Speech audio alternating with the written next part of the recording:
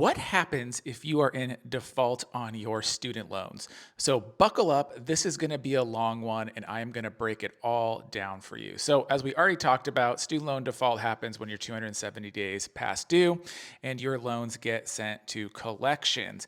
A lot of bad things happen when your student loans are in collections, and you might think, oh, well, they're just going to garnish my wages.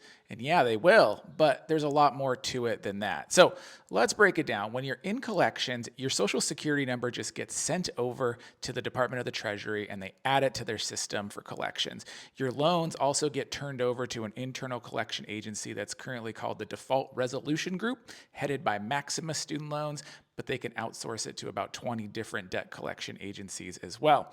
Also, many states cooperate with the Department of Treasury, and they will also put your Social Security number in their system. So federal payments, state payments, they can garnish that stuff.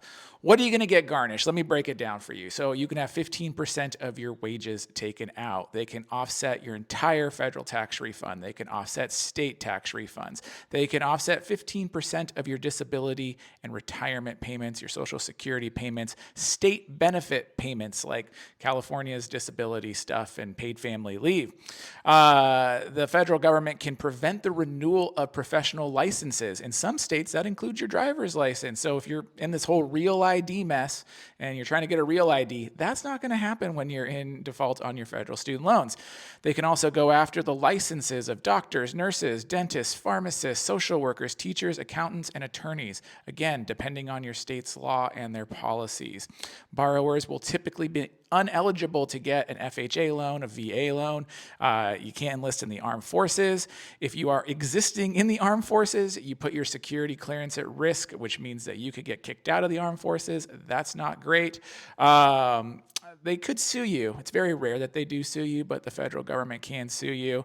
They can seize things. They can take your lottery winnings. They can take, like your state lottery winnings. And of course, they're going to report your delinquencies and defaults to the credit bureaus. And this is actually where it gets more costly for a lot of borrowers because they're like, 15% of my wages and maybe my tax refund if I even get a tax refund.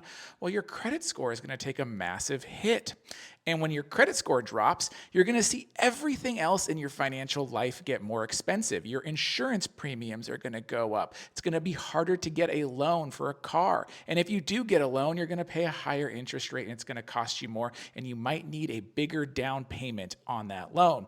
Hey, do you need to rent an apartment? Guess what? A lot of landlords don't like bad credit scores. They're not going to rent to you. You're going to have to go to a worse area, a worse apartment complex. You might have to pay a larger security deposit if they even want to rent to you. Do you need a new cell phone? Do you need to turn on utilities? Well, guess what? They're probably going to ask for a bigger security deposit, or they're not even going to give you a cell phone plan. You're going to have to do prepaid cell phones, which might cost you more.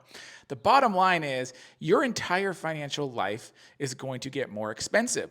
Now, let's talk about that wage garnishment. So they are going to take 15% of your income and these tax offsets and everything else. But what they don't tell you is that your loan is also incurring collection fees and interest is being added. So your loan balance is growing. The collection fees are about 20 to 25%. So you're getting 15 taken out of your paycheck, but your loan balance is growing by 20, 25% a year.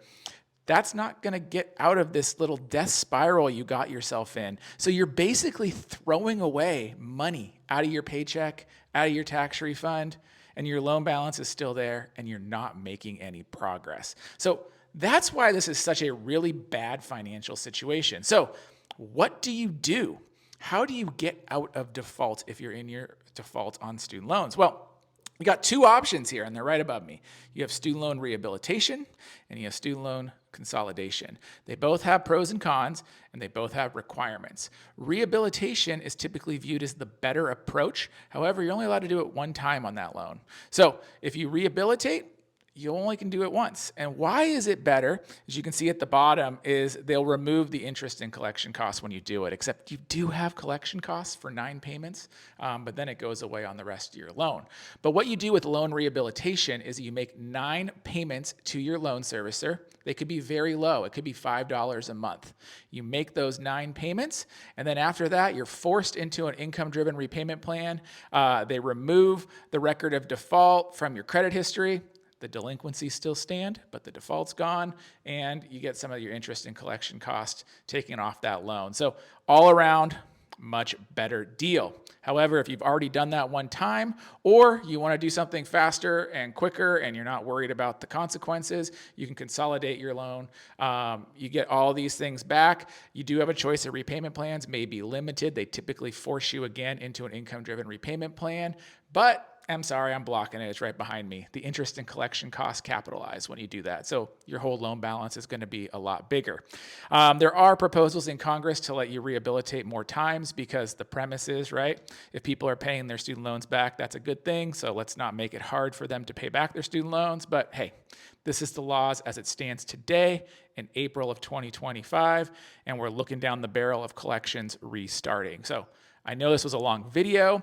I'm very passionate about getting out of default because student loan default is the worst financial thing that you can do to yourself, especially given that you have income-driven repayment plans that can make your student loan payments as low as $0 per month. So it really makes no sense to default on your student loans, considering all the available options and things that you can do to avoid it.